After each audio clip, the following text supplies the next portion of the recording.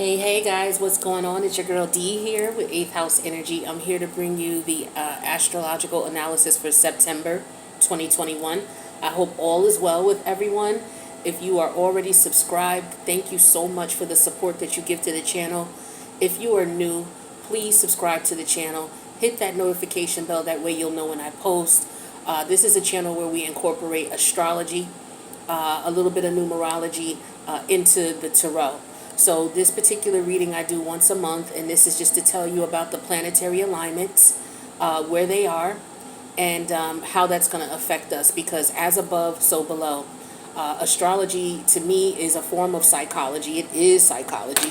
What it basically deals with is how the planetary alignments affect human behavior, and how that affects our choices, the decisions we make, the choices we make, the people we choose to associate with, the way we go about getting money, how we cope with our emotions and feelings, who we choose to socialize with. It affects every aspect of our life. So it's very important that we become students of astrology, because it will help you to figure things out. Now, astrology is a vast topic. Once you become a professional astrologer, your learning does not end. Like, there are people who've been in the game 30 years and they still have things to learn. There's still more to explore. So it's one of those sciences, if you're interested in learning things that constantly change, there's always something new to explore. Astrology, I would recommend you getting into it. But just basically looking at your natal chart,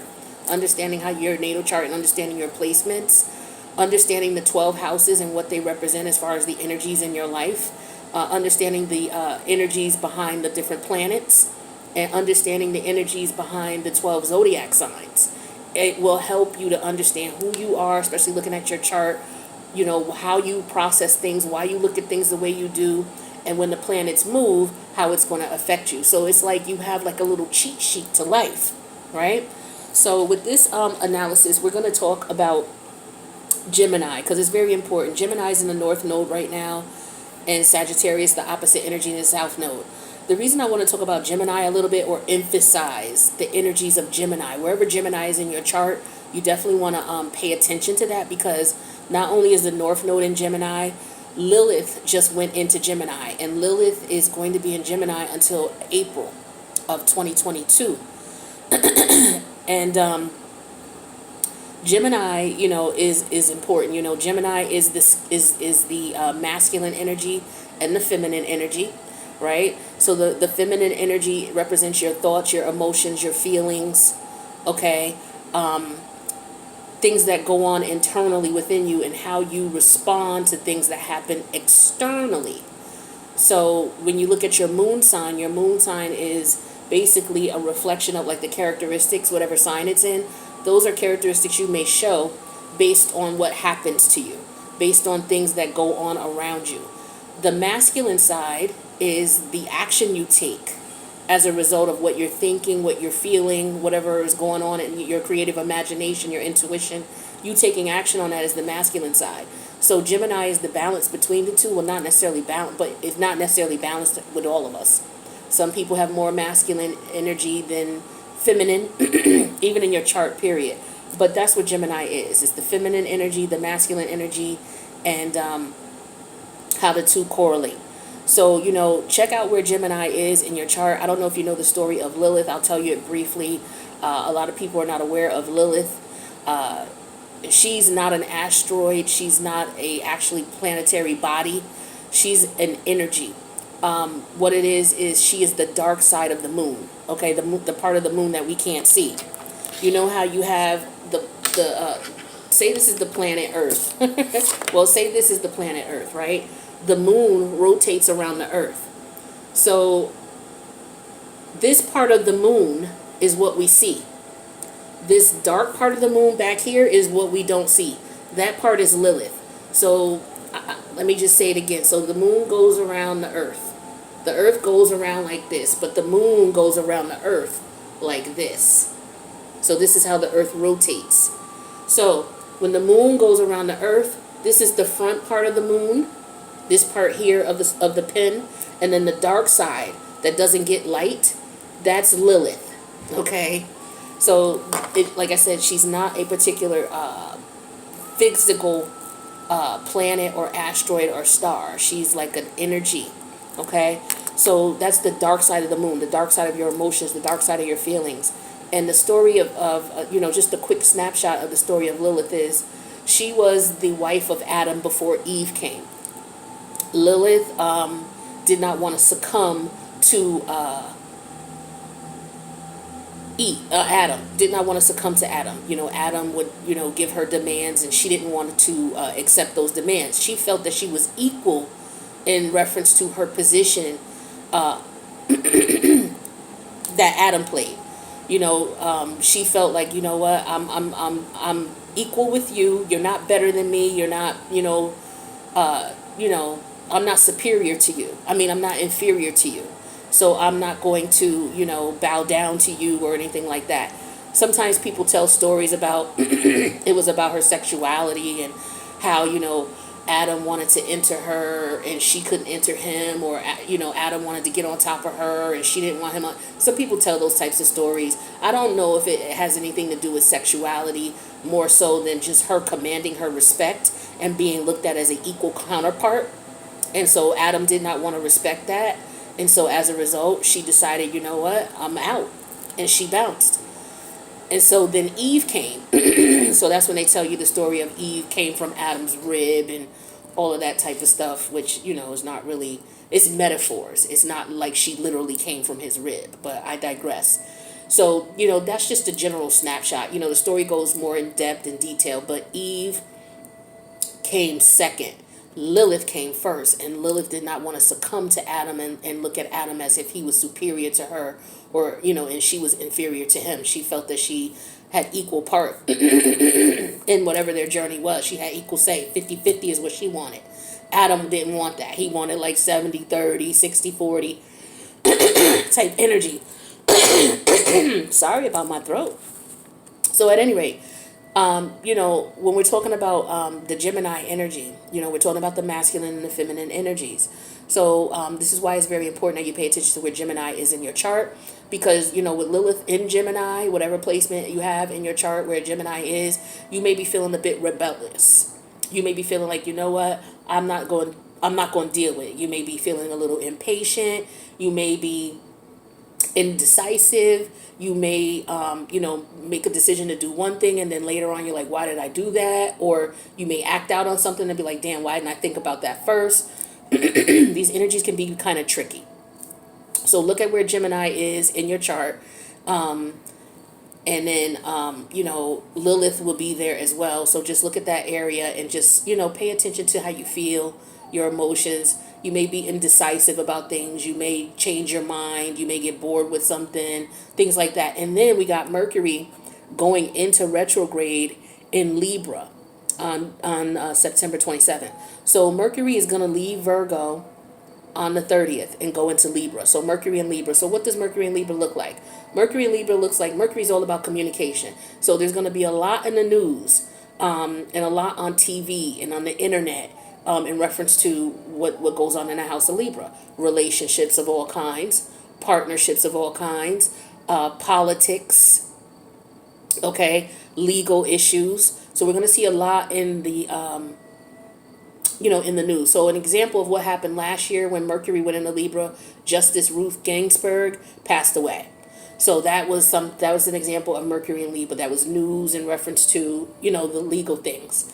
So we're going to continue to see a lot of legal things like court, people being judged in their relationships on a personal level. You're going to be judging people. And in the political arena, we're going to be seeing a lot of that on TV. So just, you're going to hear a lot of news about what's going on. Not that there isn't already, but just so much going on from the political point. The judicial point is where we're going to be seeing a lot of that. Of course, politics as well. And so we also have, moving on, Venus is going into Scorpio. Venus is in Libra, but Venus is going to go into Scorpio on September 10th. So Venus is all about, love and compassion.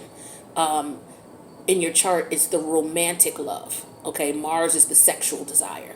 So in your chart, wherever Venus is, in your natal chart. That's what you look at to determine, the characteristics that you will fall in love with your partner, especially for a man, in Vedic astrology.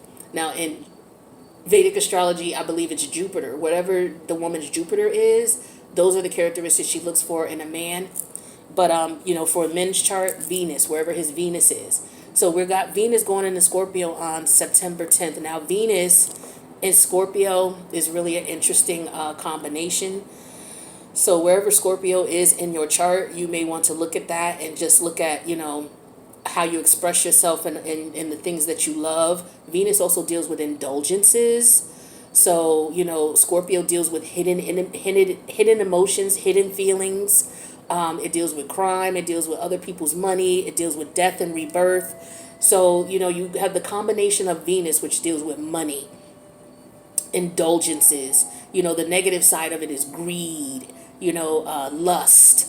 In the house of Scorpio, which deals with hidden feelings, hidden emotions, death and rebirth of all types of transformation, inheritances, other people's money. So, you get the understanding. Now, let's move on to Mars. Mars is leaving Virgo, and it's going into Libra. So, Mars and Mercury are going to be in Libra this month. Now, Mars goes into Libra on September 14th. Mars is all about that take action. It's all about that warrior. Mars is that energy of what you do when your back is up against the wall. And it's going into the house of Libra. Partnerships. Okay, so we may see a lot of partnerships dissolving, whether it's business, whether it's family, whether it's intimate, whether it's friendship. Okay, there could be some trial and tribulation. Okay, you're going to see a lot of people going to court. A lot of people may have court dates in reference to divorce, separation of contracts, dissolving businesses, things like that. Okay, in Libra, and then, being it written up in documentation. So there's going to be a lot going on in Libra. All right, this month, a lot, especially with Mercury and Mars. Okay, so let's talk about the planets that are still in retrograde. We got 3 planets that are going to come out of retrograde in October. So we got another month of all of these retrograde planets. Jupiter's in retrograde in Aquarius. Saturn's in retrograde in Aquarius. They don't come out until October. Uranus is in retrograde in Taurus. Okay, and that doesn't come out until January. Neptune's in Pisces in retrograde. That doesn't come out till November. And then we got Pluto in Capricorn. That doesn't come out until October as well. So we'll talk more about those planets coming out of retrograde, the 3 of them coming out of retrograde in October later. But Jupiter and Saturn are in Aquarius right now. They're both in retrograde. Saturn is the planet of constrictions. Jupiter is the planet of expansion. Now, when they're in retrograde, Saturn is basically telling you to look at, okay, what do you need to put some restrictions on? What do you need to discipline yourself in? Because Saturn's all about discipline, restriction, being rigid, following the rules, because it's all about authority as well. It's the discipline. Saturn is about the disciplinary aspect in your life. It's also about your karma from past lives. So Saturn's in Aquarius. So wherever Aquarius is, you want to look at, what routines do you need to change? Because Saturn deals with routines. Saturn tells you when it's time to outgrow something. So, for example, you've had these jeans since you were 12 and now you're 17. Of course, you can't wear them anymore. That's Saturn telling you, sorry, you've outgrown them. Time to move on. It's the same thing with your routines and your patterns and the things that you do. Saturn will tell you it's time to move on. And when it's in retrograde, it wants you to reflect on whatever is going on in the house of Aquarius for you. So for Aquarius, that's your friends, your social life, things that you do for the humanitarian causes, your long-term plans, your long-term goals, your long-term relationships. So Saturn wants you to look at the patterns in those areas and look at what you need to change. For example, the people that you've been hanging around as far as your friends, because Aquarius deals with your friends, your social life. Have you outgrown these people? Are you still hanging out with the people that you hung out with since 3rd grade? Now, some people keep lifelong friends. Some people don't. So Saturn is asking you, hey, do you need to have you outgrown this relationship with this person? And what will happen is Saturn will kick your ass right then and there if you decide to continue to try to hang out with these people and you shouldn't. That's a general example. Jupiter is also in Aquarius, the house of friends, your social life, your long-term goals, your long-term success. Jupiter, when it's in direct, it's all about growth, expansion, good luck, good fortune, good health. When it's in reverse, it's like wanting you to look at, okay, what did I do wrong? Did I not take that risk? Because Jupiter's all about risks. Did I take that risk? And if I did, what happened? Or damn, I should have took that risk. So here's what happened. So Jupiter makes you look at, okay, what risks did you not take, or what risk did you take to put you in the situation that you're in, and what would you change, so that once Jupiter and Saturn go direct, you change these energies up in reference to your friends, your social life, the people you socialize with, the organizations that you're involved with, because Aquarius rules that. Okay. So that's just to give you a general idea of what you're going to be experiencing up until October. And then those energies are going to switch up in October. Uranus is in Taurus right now. Uranus is the planet of surprise. I did a Uranus in retrograde reading for you guys. So check that out. It's in your, whatever sign you want to check it in. It's in that playlist.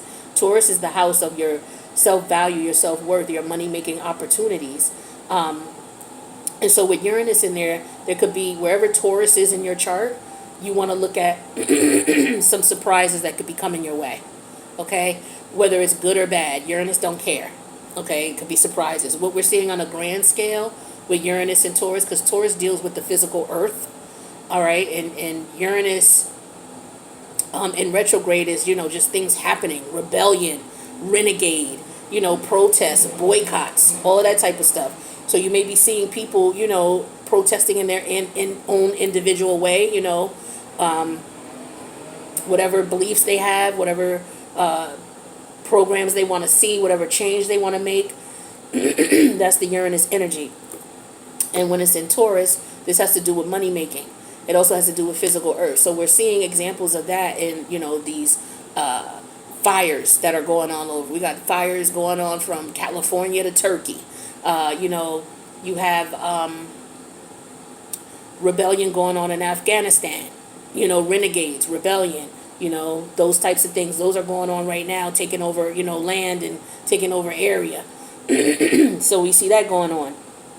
Earthquakes, tornadoes, all of that type of stuff. That's Uranus and Taurus as well. So, that's going to be going on until January. Uranus doesn't come direct until January of 2022.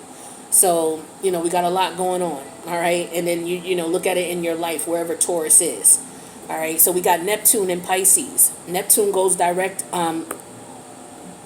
November 30th.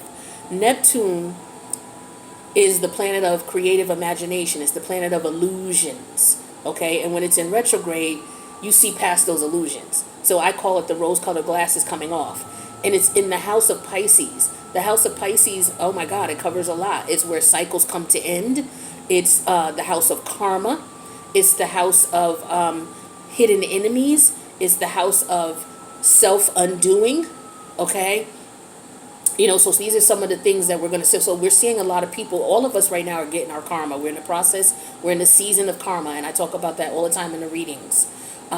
So whatever seeds you planted, negative or positive, is going to reflect what type of karma you are experiencing right now. So you could look around, or you could talk to some of your friends and family, and you're like, damn, you may have a friend who's like, yo, I lost my job. I'm about to be put out my house. I'm going through a divorce. They got a lot of negative things going on, and it could be because of the negative seeds that they planted in their life, or this could be you. So you may want to reflect on what it was that you did, or what it was that you had going on, whether you didn't listen when the universe told you to leave somebody, a person, place, or thing, or whether you went against your better judgment. And, you're going to see a lot of people, unfortunately, drug abuse is going to rise, because Neptune and Pisces, they deal with drug abuse. Not the hardcore stuff, but like not drugs, like alcohol, weed. The hardcore drugs are more like in the 8th house, in the 5th house too, something like that. But because the 5th house deals with things that you do like to do for fun, things, and some people like to do drugs for fun. So a little bit of the 5th house, but also the 8th house, because that deals with the more hardcore stuff. But with Neptune and Pisces, a lot of people, because of the self-undoing, the house of self-undoing, a lot of people, the things that they've done in reference to the karma that they're receiving, they're going to be trying to medicate themselves, soothe themselves by doing drugs. So you may see drug overdoses the rates, especially those of you who work in those types of environments, you know, or you may have family members, you just need to be careful of them, you know, who are out there doing drugs. Just watch them if you can, depending on what your situation is and your relationship is with them. But, you know, people who are going through things because their life is not going well, you know, they will look for forms of escape because, you know, Neptune in Pisces deals with escapism, you know. So moving on, we got Pluto in Capricorn. Pluto is the planet of death and rebirth. You know, it's the planet of creative destruction, ending something so something new can come of it. It's the planet of power struggles, whether it's you trying to control some of your urges and desires, or whether the universe is telling you to do something and you're refusing to do it, or whether it's power struggles external to you, to people around you.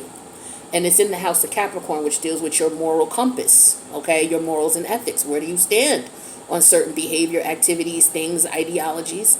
It deals with your career as well. So some of you may be interested in changing careers or looking for multiple streams of income. So you may be, you know, thinking about going back to school or just changing up what you're doing altogether as far as what you do to make money. Pluto also is dealing with, you know, we got rules and laws changing because Capricorn deals with law as far as rules, authority, more so. All right, so, you know, we see a lot of things going on in the news in reference to that. Also, Chiron. Chiron is a very large asteroid, so, you know, it also comes into play a lot of times with astrologers. But you want to look at where Chiron is in your chart, because Chiron is the wounded healer. This is the energy of someone who, despite their injuries, they still go on to help others. All right, so Chiron is in retrograde right now in the house of Aries, and it goes direct in September.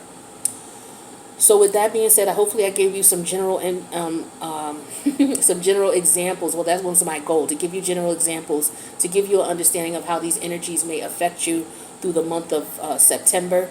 Again, we got like another month of, you know, all of these planets in retrograde, 1, 2, 3, 4, 5 planets in retrograde. And then in October, those energies will start to change a little bit in the pre-shadow stages, which is towards the end of September. So we got that to look forward to. So we just got to grind it out one more month, you guys. A lot of people are at their wits' end with things. It's like, when are things going to change? Oh my God, it's crazy. That is true for a lot of people in a lot of situations. But just keep in mind, things are going to start changing. It could be for the worse, could be for the better, but the change is going to start coming towards the middle of September.